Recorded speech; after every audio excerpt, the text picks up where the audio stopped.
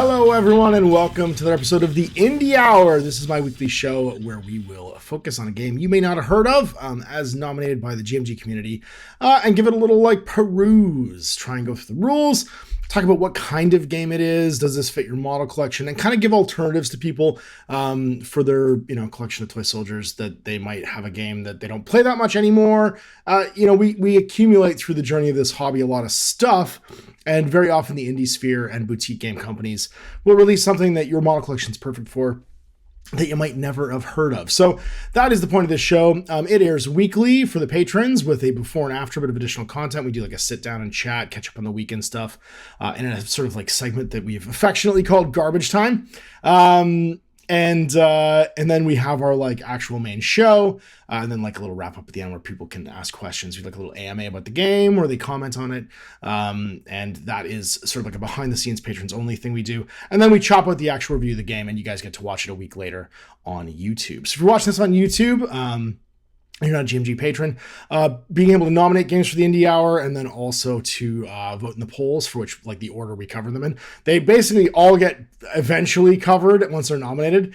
But the poll is basically just because we usually have 20 at a time that are up there to look at, which one we do each week. That's how you get it in there. So this was actually nominated by patrons, but the copy of the game was sent to me by Grant actually separately. Who is the author and game designer. And I get to check it out this week. So what is this game? Well, if you are a fan of kind of 90s post-apocalyptic franchises, this is probably the game for you. It's available on Wargames Vault. You can see it's got this kind of punk rock cover. And I'll tell you up front right now, not for nothing, it contains nothing but original art.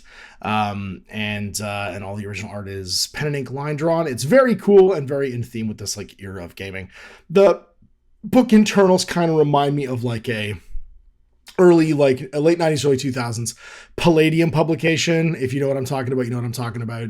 Riffs or TMNT and Other Strangeness. Although those are all, the TMNT stuff is mostly Eastman and Laird art from the Ninja Turtles comics. So that's probably not a great example, but still black and white, pen and ink. And it's sort of in the theme of games of its time. So miniature games of this period would be things like VOR the Maelstrom, Twilight 2000 for RPGs, Fallout 1 and 2.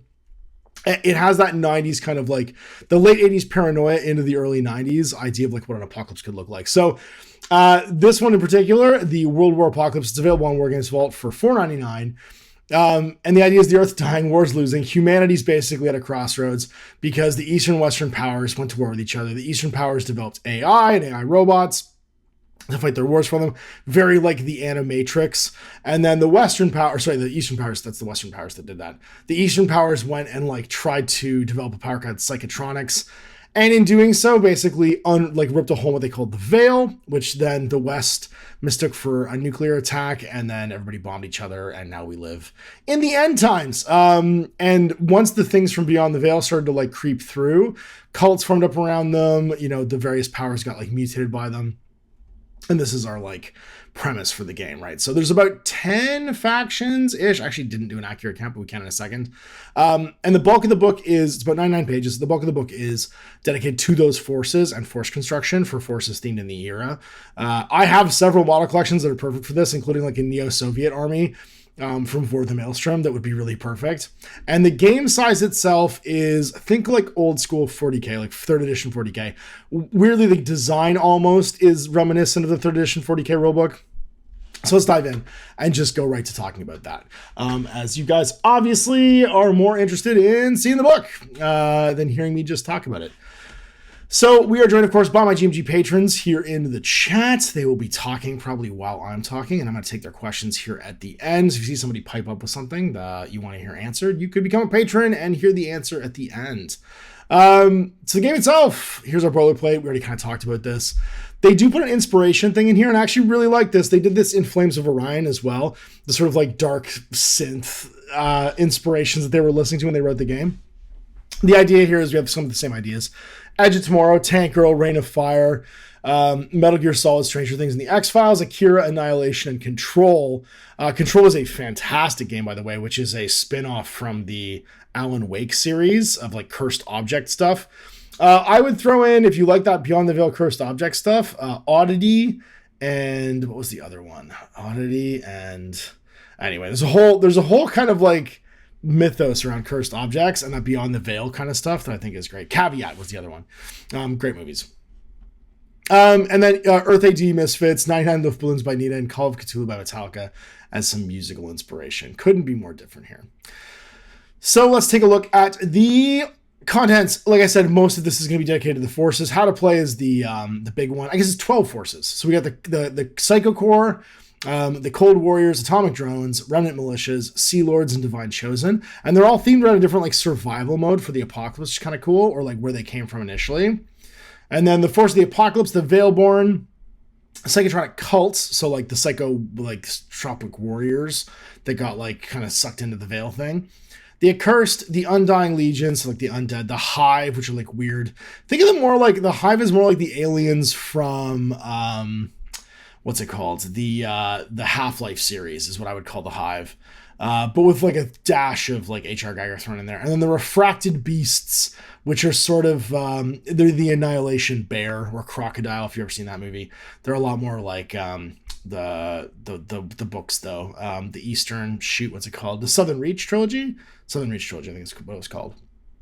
Very good books. If you like the movie Annihilation by Alex Garland, you should read the trilogy it's adapted from. They're extremely cool.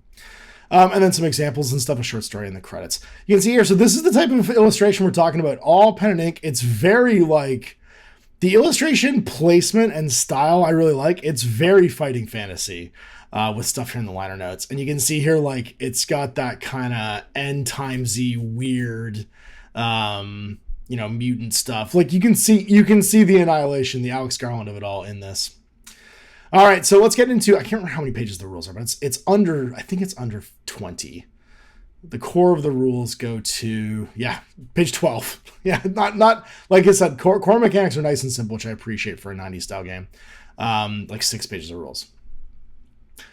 General principles, models and units. Every model has a profile. Of course they do. Against 28mm models. Commanders, operatives, and fire teams should be placed on 25 to 40mm bases, just depending on what the miniature you're using is. And then vehicles and armored vehicles should be big enough to be on 50mm plus bases, but they don't need to have a base. And you get your vehicles from anywhere, especially if you're using like contemporary stuff. This is based in our reality, like splitting off from the 90s. There's tons of plastic model kits from like Italieri. I'm trying to think like some of the big plastic manufacturers for like modern tank kits and stuff like that. You should be able to find vehicles almost anywhere. And a 20mm model kit, like 135th is closer to 28mm, but 172nd isn't terrible. Spotting unit. Spotting unit is any unit in the active player's platoon that's not an activated unit, which has line of sight to the target of an attack, so who can see who. Line of sight, a straight line drawn from the center of activated spotting unit to any part of the target, and then adjacent is measured by 2 inches. So you have a 2-inch kind of engagement range. Models and terrain have health. I do like that about this. You can actually like burn down the grass, blow up the buildings in this game. And when they take a wound and lose a health, when they go to 0, they're removed from the battlefield. All right, platoons. Before playing a game, this is prep. Players assemble platoons equal to a point value. 100 points is a standard game size. Nice round number. I appreciate that, I'll be honest. A lot of early 90s games used small point values. In fact, very often, like earlier sort of like skirmish games from the early 2000s and 90s, they kind of ran away from the Games Workshop version of making you feel like you had a big army by having a lot of points. It was kind of a design principle back then that if you felt like you were playing a huge game by playing a huge point value number, like that would like inspire you to buy more miniatures. It usually just meant you felt pressured to like that you didn't have enough. It wasn't really a great thing. So a lot of companies ran away from it in the late 90s and early 2000s. Early War Machine Mark I, for instance, used a really low point value model count. And then sort of things like Confrontation in the late 90s, early 2000s. So I like seeing this. Weird. It seems like a weird thing to like harp on, but like a 100-point game, like that feels like contemporarily, if he's shooting for a 90s feel, he actually gets that. And the platoon organization, again, 90s feel, it's a very 3rd edition 40K idea. You can have to 1 commander and 2 operatives, and you must have at least 2 fire teams. So 1 HQ and 2 troops. So it just feels, it feels right. You know what I mean? It feels very 90s. It's very cool. 4x6 table. I don't think you necessarily need it to be 6 feet wide. 4 feet wide is probably fine based on the model count. But again, it's roughly a 40K 3rd edition size game. The idea that you can at least be 3 feet apart. And then players should place enough terrain in the battlefield to block platoons from having line of sight to each other in the deployment zones. Before deploying units, players agree on the mission. I think there's 5 core missions. And then deployment, everyone rolls a d6, and the winner of the roll chooses who should deploy or activate first. If they deploy first, then they will activate first. Go back and forth deploying. Fire teams can be deployed inside of you with the transport seats equipment. So basically, can you sit inside of it? And then playing the game, it always lasts 5 rounds. During a round, players alternate activating 1 unit each, starting with the player who deployed second. During the round, players cannot activate the same unit more than once, and player who finishes activating in the round first gets +1 to their next initiative roll. In all but the first round, at the beginning of the round, players roll d6 and add any initiative modifiers they've accrued to their roll. The highest roller goes first.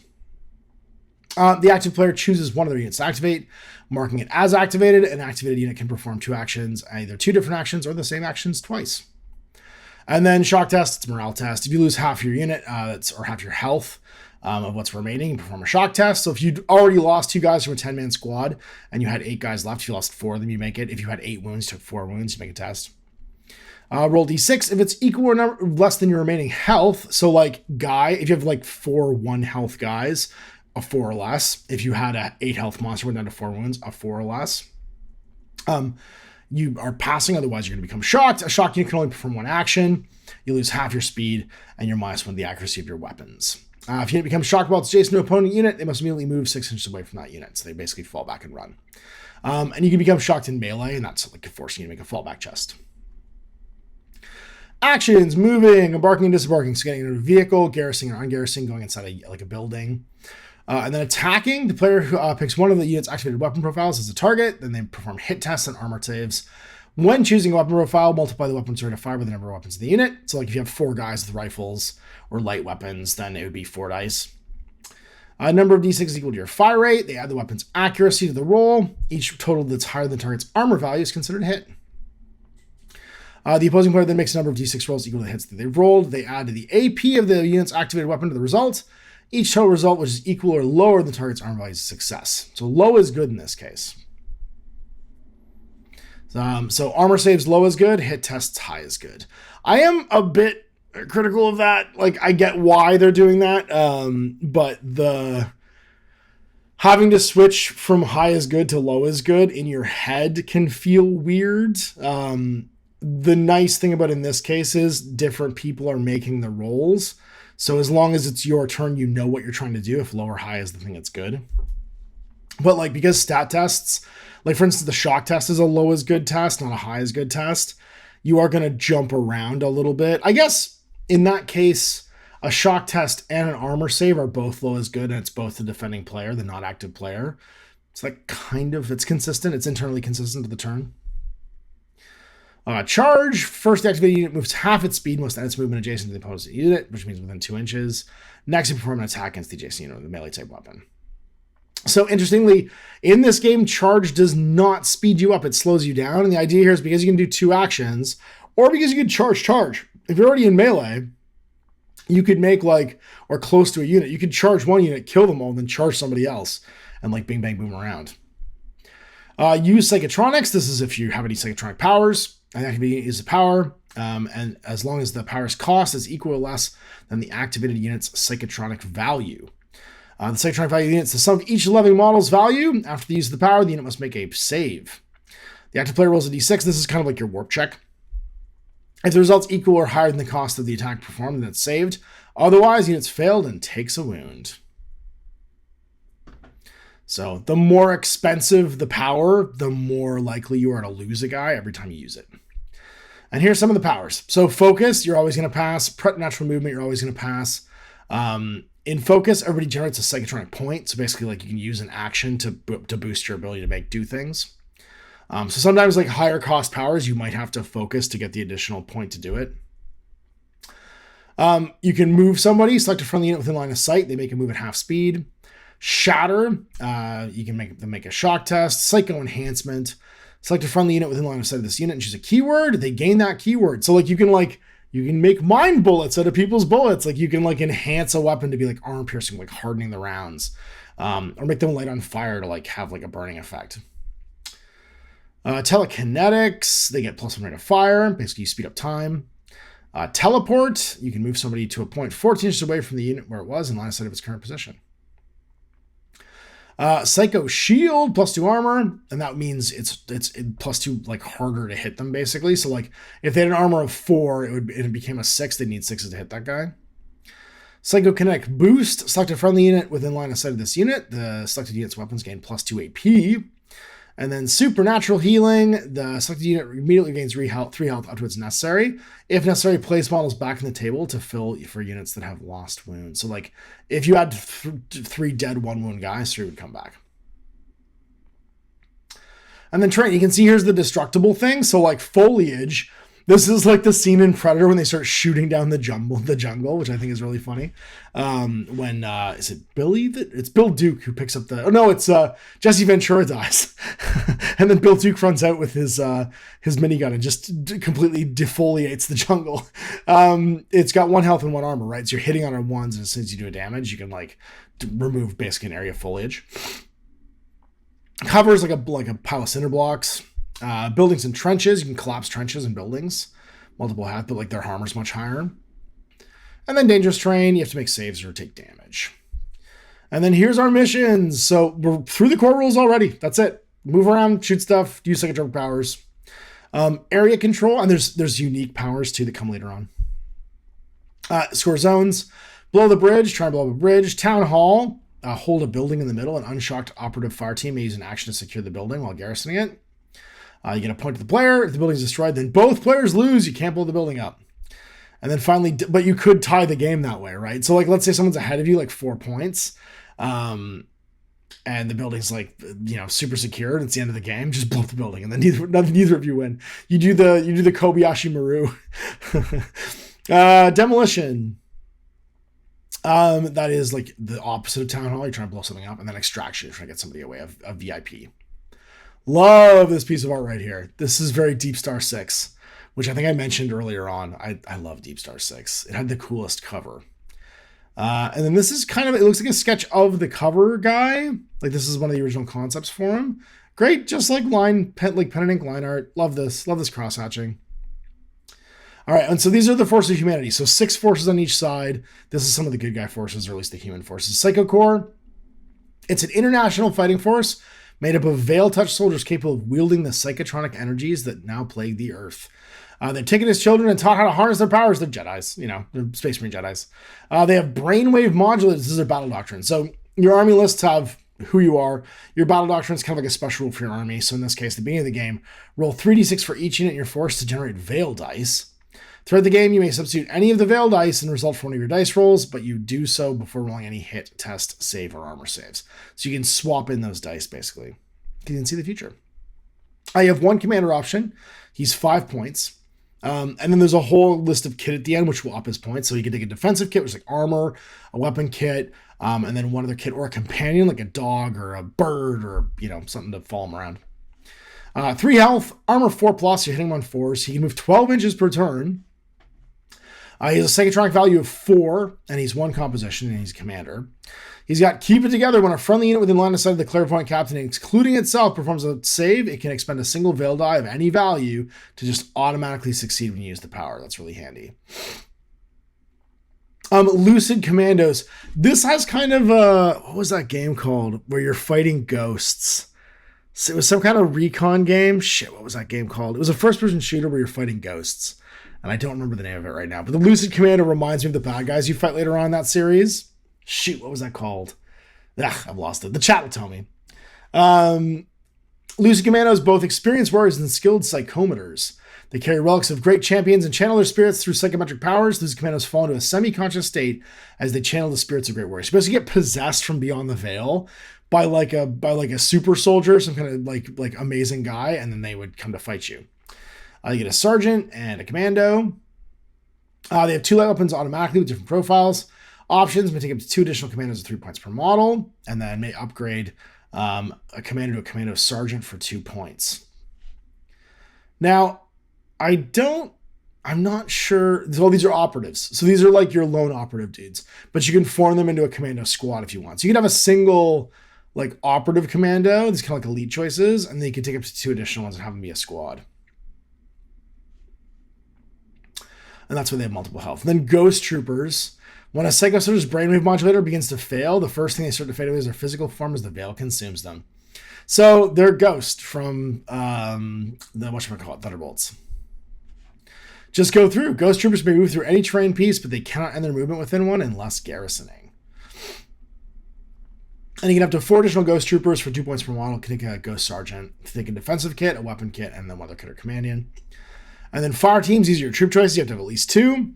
Chroma conscripts, so these are like your basic dudes. Oral readers scour population centers for children who have been veil touched. These are your Grey Knights, right? Your Grey Knight kids. And they're just conscripts. So 1 health, 3 plus armor, a speed of 12, no psychotronics in composition, but the corporal leading them has psychotronics.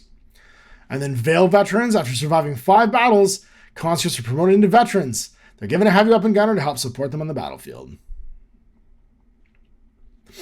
So yeah, you get 1 veil veteran, and he is significantly, is he better? He's about the same.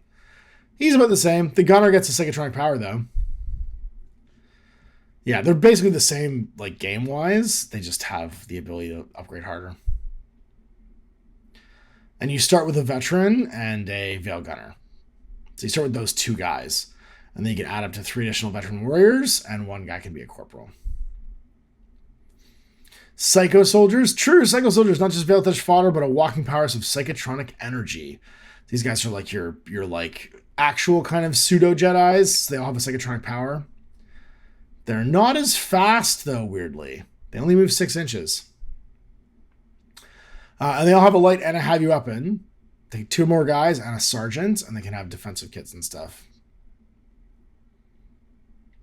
And then you get an ISV, so an infantry support vehicle, just like a little firepower truck, and an Ideometer engine. Especially potent psycho soldiers are selected to support a role known as Ideometer Engines. These soldiers are locked in a large mech suit, which they control from an unconscious state. So you're dreaming as a robot. 2 L, 3 armor, speed 14, 4 psychotronics, and then 1 composition, so it's 1 vehicle. And they get 2 ordnance weapons. So you can increase its armor and health as well, and its speed to 28 inches. These things are so fast.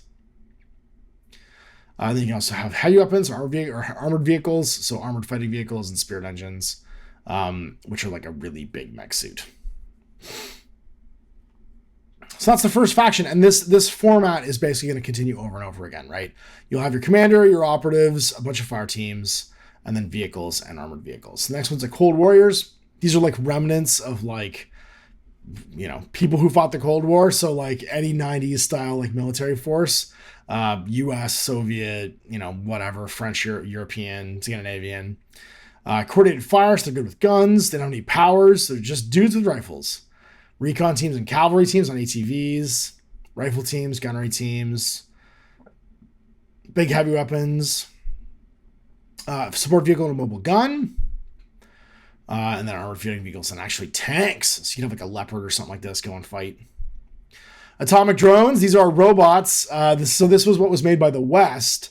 They're basically like an AI fighting machine. Sort of like I'm envisioning something like Chappie, like the Chappie robots, or the robots from the Animatrix. Led by an Imperator, and you can see they're all really tough. Praetorians, they all have 2 health and 3 armor. Harvesters. Specialized atomic drones that seek out enemies who are veil touched. Due to atomic drones shifting from nuclear power to psychotronic power, harvesters siphon the psychotronic energies from energies to fuel the force. So you can like basically burn humans, which is terrifying. Legionaries and assault legionaries. More robots, Palatines, heavy support models. And then support vehicles, walking guns. This is like a big... Walking guns were originally developed by the DARPA scientists to aid artillery crews in hilly and mountainous terrain. Such atomic drones wield ordnance weapons and can traverse any terrain before them. And then big armored fighting teams and walking tanks. Like the Spider tank from Ghost in the Shell. Remnant militias, exactly what it sounds like. These like surviving towns might have a militia. A battle boss, killer commandos, and moto mercs. This is the Lord Humongous and his men, in like Road Warrior terms. Militiamen and gunna teams, war gunnas. They're kind of orky. They're kind of Borderlandsy, actually, like Psychos from Borderlands. Flak wagons and gun rigs, war cans and punker panzers. A pre-Judgment Day tank. Now, Sea Lords are neat because they're basically survivors it's the last ship, right? They're survivors who've like, got an aircraft carrier they've been living on and formed a society around boats. It's very Waterworld. Bulkhead Barons, your leaders, Solar Marines, and Sea Knights.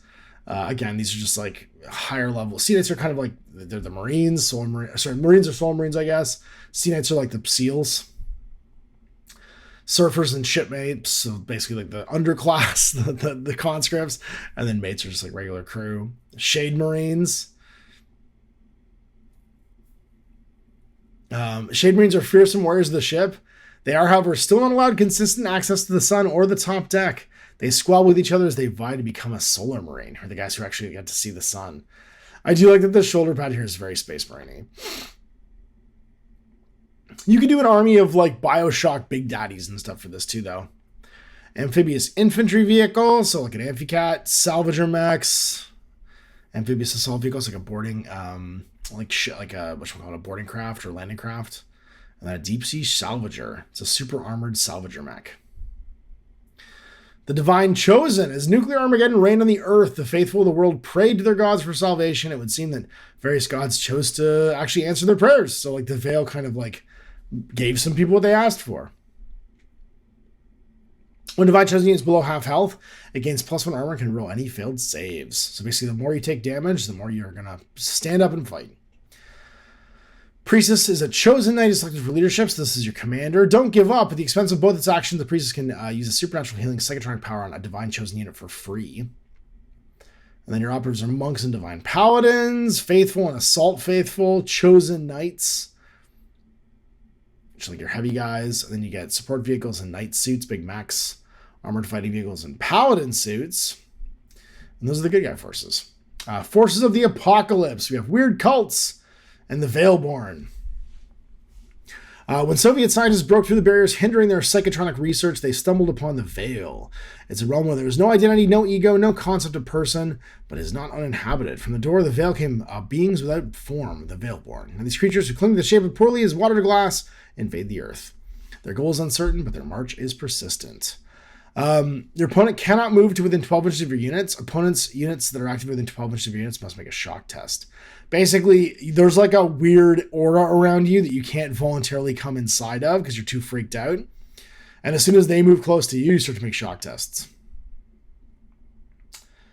Leaders are Shrikes, Gorgons, surrounded by human soldiers with their piercing gaze that's said to kill. Harpies, master over sound in ways that humans can't replicate. Rooks and Jagger Rooks. Rooks are believed to be the first-timer entities within reality. Their forms are always unstable, but they're still dangerous. It's like a weird flighted monster, and then Jaeger were like the heavier ones. And then Jaegers, they're the main Veilborn entities encountered in the battlefield. These beasts are fearsome and often require focused fire to eliminate. And then a Veil ship as a vehicle. Veil ships seem to be one of the few reliable forms that they're able to construct. Such ships are used to transport Veil soldiers to the battlefield. They appear similar to Viking longships or Greek tremiers, though ghostly and flying across the land. So like weird like boats. And then Drakes. They're like a big dragony monster. Armored Veil ships and Tyrants, which are huge monsters. Think like the Doom monsters. Psychotronic cults. So basically people like who believe to like tap into the Veil. A Veil Mother and Berserkers, Psycho Suit teams. So like evil versions of the Psycho Knights. Initiates and Breaker teams, cultists. I think they get vehicles, Marauder Psycho Suits, armored fighting vehicles, and Veil Fathers. Imposing Veil Touch cyborgs. They've been granted powerful psychotronic powers and are fused into the machinery of a mech to create a walking tank of destruction. Again, very Doom. You know what I mean? Think of like a big Doom freak who's half robot. The Accursed, pestilence, radiation, and psychotronics have merged to create a warped and twisted image of humanity. The Accursed are afflicted with zombism and have become rabid husks. This is an army of the dead.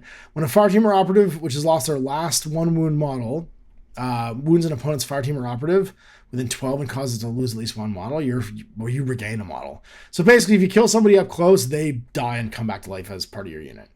So you have this thing where like you want to get close to the enemy and do damage to them because then your dead guys will come back. You get Bone Lords, Corpse Commandos, and Bone Riders as your riders.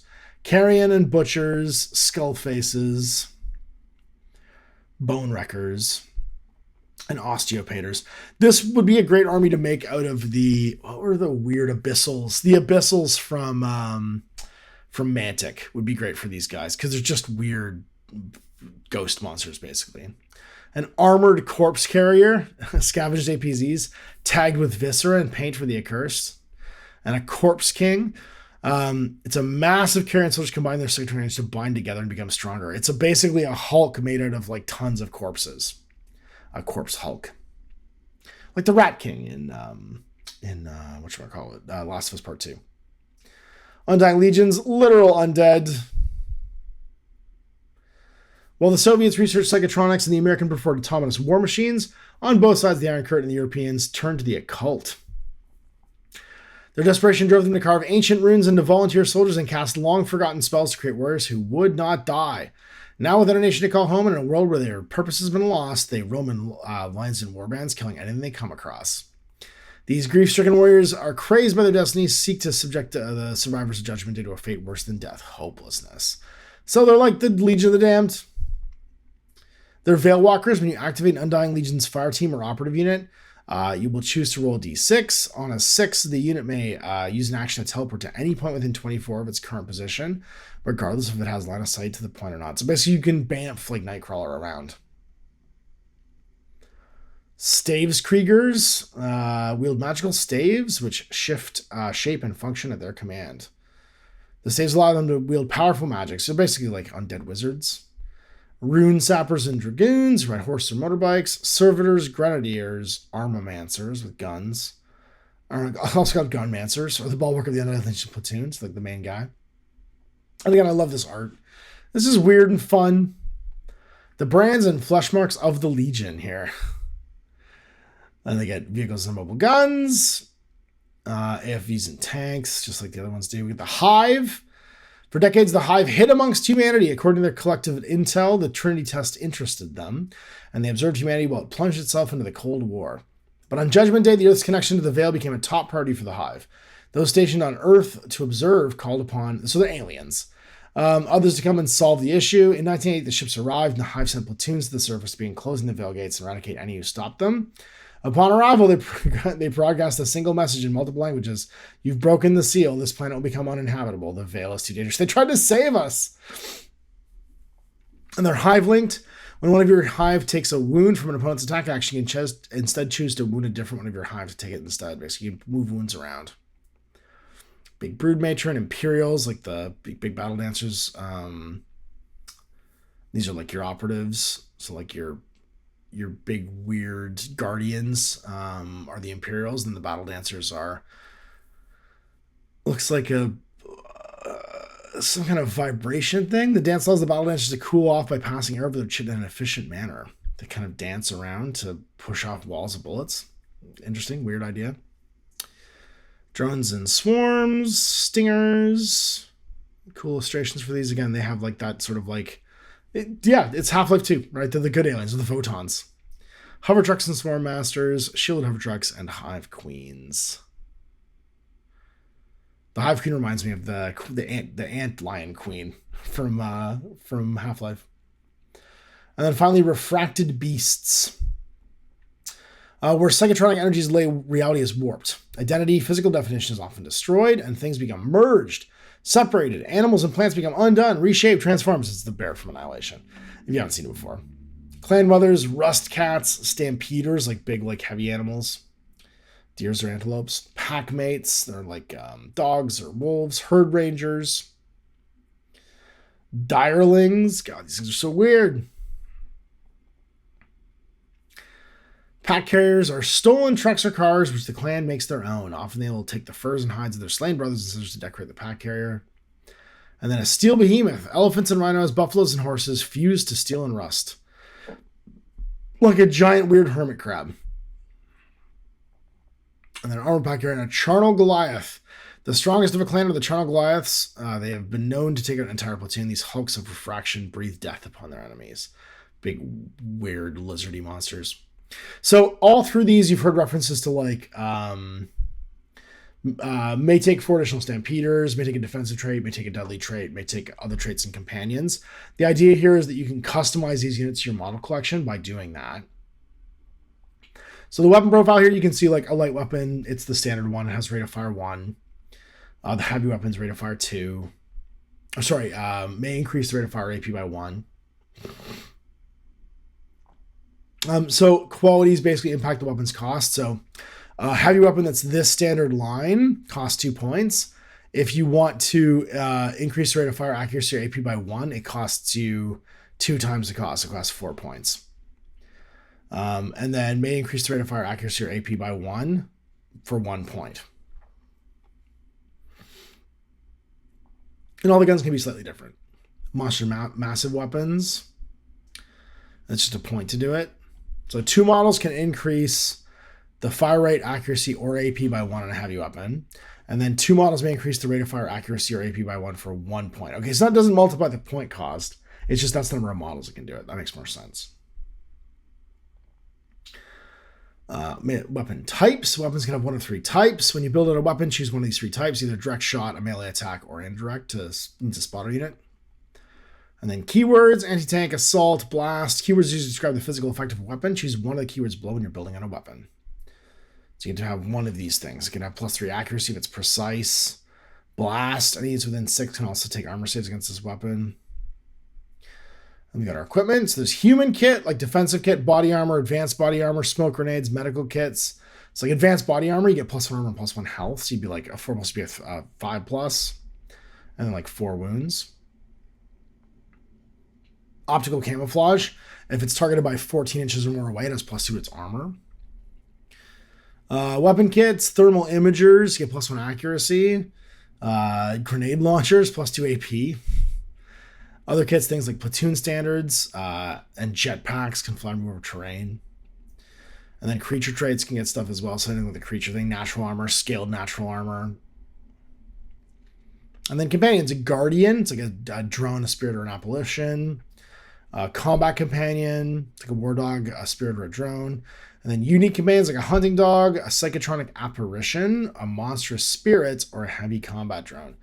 So like a heavy combat drone, this model has a heavy weapon which can be used during the attack activation. So like if you have that action being taken, then it can also shoot.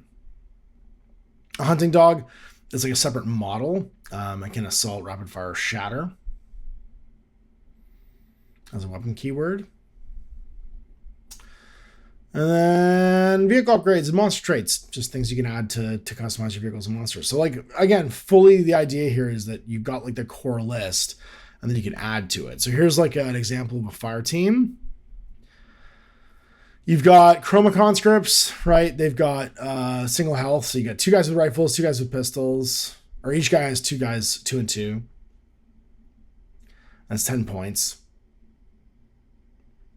They've got body armor for +1 armor, grenade launchers for the team leader for 1, and then combat companion. This model has a light weapon that can be used during the attack action, so a marksman dude with a rifle. And then we got some background here. The Salt Blast about the Sea Lords. And that's it. Here's our example models. You can see some kit bashes. Really like these Psychotronic cultists. You got some Talbots in there. Looks like, I'm not sure what the bodies and legs are. Maybe Dreadball? They're all running. Maybe Mantic. It looks like it might be Mantic. Accursed. Clearly some GW bits in there. Looks like Poxwalkers, some zombies. And then Cold Warriors. We got some like classic World War 3 sort of like era 90s tanks. Right, so some Red Dawn-ish Eastern and Western Bloc tanks. And our thanks to the Knights of Shroom Gaming Club for playtesting, feedback, encouragement, and enthusiasm. And our credits. Grant Miller, created by and game design. And then lore contributions in Salt Blast by Rob Brandt and the art by Frankie Agresti. Great looking stuff. And that is World War Apocalypse. So nice rules light core mechanics. And like I said again, on Wargames Vault for $4.99 if you want to check it out. And that's it, guys. We did it. Another indie hour, all said and done. So what really tickles me about this game is that it's really leaning into the 90s theme, not just in the theme of like, yeah, okay, it's like, you know, it's an apocalypse that happened after the Cold War ended. It leans into kind of current pop culture with like the Stranger Things idea, you know, piercing the veil and that Lovecraftian kind of angle. But a lot of the game design feels very 90s as well. It's a nice, simple, straightforward game that looks like it's probably like a 60 to 90 minute game, and there's really open unit construction. And that was actually a gimmick, a theme that happened a lot in 90s, like smaller print games, not GW games like VOR the Maelstrom had famously this like build your own army list army thing. So this could definitely get some armies off the shelf. If you've got any of those old miniature collections, Warzone would be great for this, actually. I can't believe I didn't mention Warzone already. Like the Heartbreaker era of Warzone 2nd edition. This is very much in that same kind of like end of the world theme. So Warzone models would be great for this.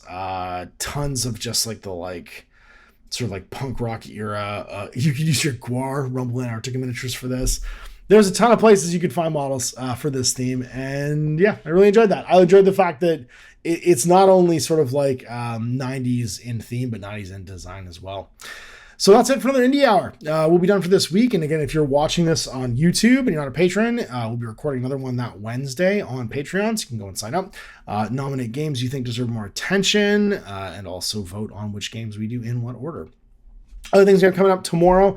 You can check out the GMG Throwback Thursdays channel. We have a 3rd edition 40. If you like the 90s, we have a 3rd edition 40K series that's ongoing right now. First 2 episodes have already launched. There'll be a new one coming out. I think it's probably the 4th episode now, with a battle report with flesh terrors and some orcs in it. And the week after, we should have some Dark Elder on the table. And I think that's it. So thanks so much for everybody who in the GMG community nominated this game. You guys for watching. So it's Ash.